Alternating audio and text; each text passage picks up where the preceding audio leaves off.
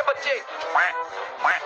रमजान जाते ही नमाज छोड़कर गेम खेलना शुरू कर दिया। अभी मैं बताता हूँ तुम्हें। अरे जल्दी से मुझे फर्स्ट एड दो, मैं मर जाऊंगा। फर्स्ट एड तो तुझे मैं देता हूँ। नमाज छोड़ के गेम खेलता है। आए अल्लाह जी, बचाओ मुझे, बचाओ मुझे, बचाओ मुझे। आइंदा नहीं करूंगा, आइंदा नहीं करूंगा। आइंदा नमाज पढ़ूंगा, गेम नहीं खेलूंगा बाबा। छोटी कहाँ है? ओह नो, वो किधर गई उससे भी पूछता हूँ।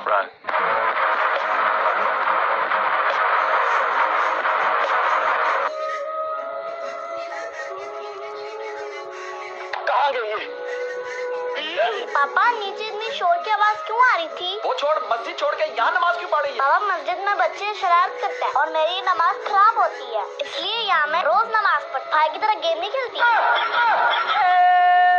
ओ मेरी प्यारी बेटी, ओए हमेशा मेरा बेटा इधर ही नमाज पढ़ना।